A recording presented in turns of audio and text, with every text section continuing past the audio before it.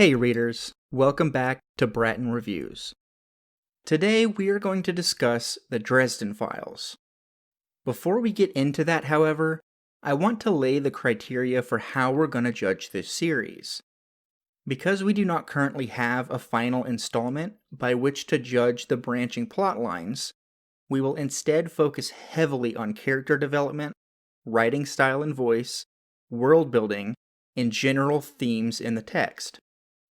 We will avoid spoilers in this video, but if you've already read the Dresden Files and you want a deeper discussion on it, be on the lookout for our analysis video coming later this month. With that out of the way, let's dive into the Dresden Files.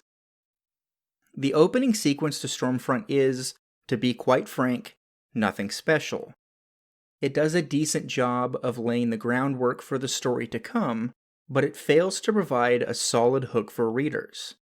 I suspect that prospective readers will struggle to get past the opening chapter unless someone recommended the series to them prior to their attempt at reading it.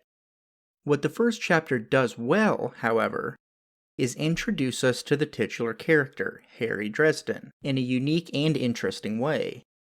I have seen many attempts at humorous introductions before, but Jim Butcher nails this one better than most. A lot can be surmised about Dresden from the first chapter, and most of the impressions you get remain truthful for the duration of the series. That's not to say that Dresden doesn't change, but that the foundation for his character is laid from literally the first sentence. In order to have a deeper discussion on that, we first need to discuss how Jim Butcher writes his characters. Each one is built upon a single nugget of internal truth. Dresden is fundamentally a good person. Murphy is the embodiment of cop to her very core. Each character starts with their own vision of self, and less important traits are layered on top of these. This is not a new way of writing characters. In fact, one could argue that this is the oldest way to develop fictional people. But Butcher does it well, better than most, and that is an extremely important fact to understand if you want to grasp how deep these characters truly are. Dresden is many things: a powerful wizard, a smart aleck, a closet nerd who would rather be reading a book than engaging in crime fighting. But he is fundamentally, undeniably, absolutely a good person.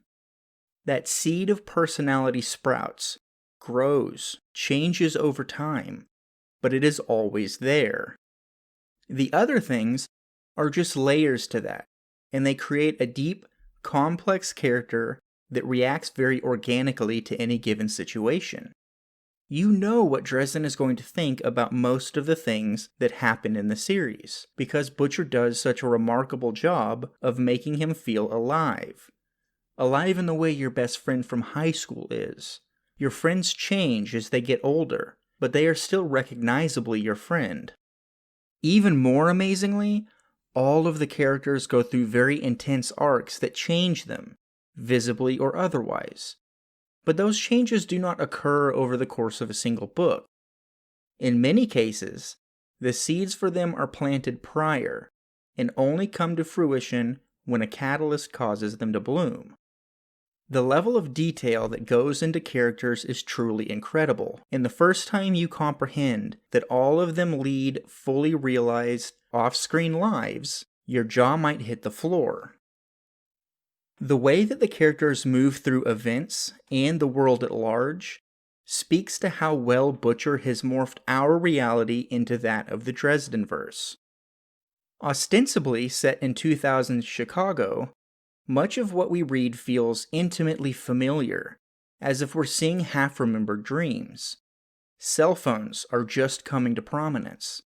The internet is beginning its meteoric rise to every household in the country, and the world exudes a pre-9/11 sense of safety and control that probably never existed at all.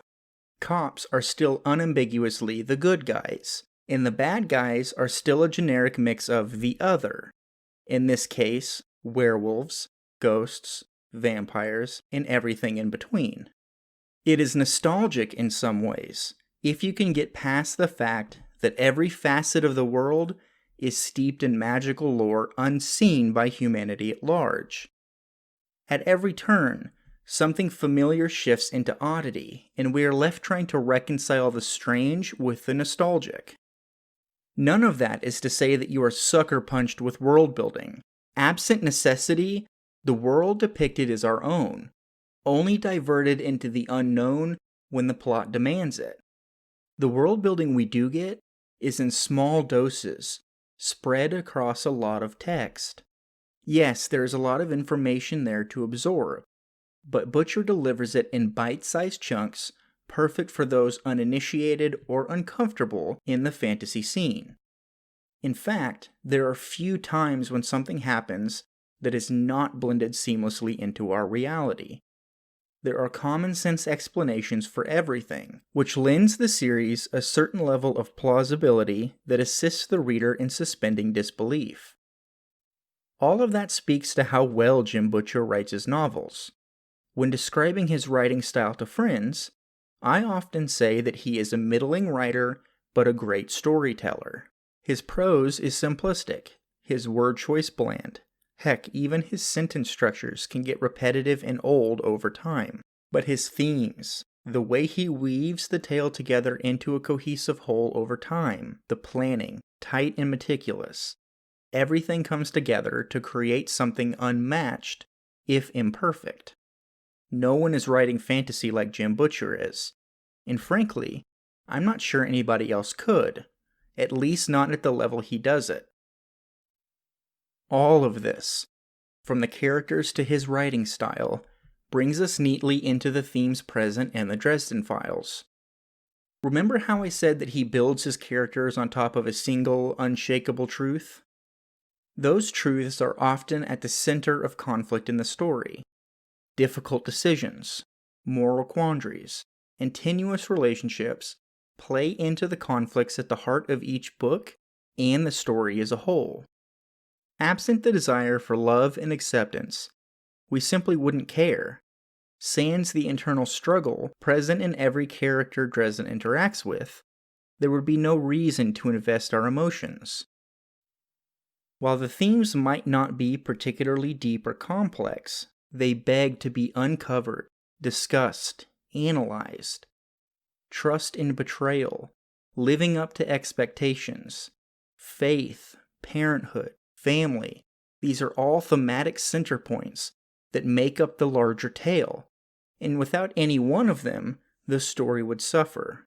Butcher has done such a good job tying his characters to his themes that I have honestly heard people argue that the books don't have themes, which from an outside perspective might sound ridiculous, but it's easy to get lost in the forest of characters Butcher has created.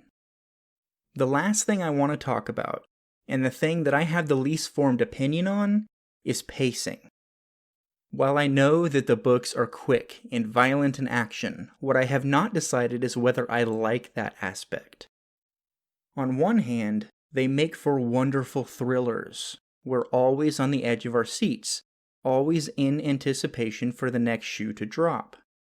On the other hand, Butcher gives us so little time to come to terms with new revelations that you can easily get left behind. They're tense and fun, but sometimes I find myself wishing for a moment to breathe. This will ultimately be a preference thing, and one that I'm still struggling to decide for myself 15 books in.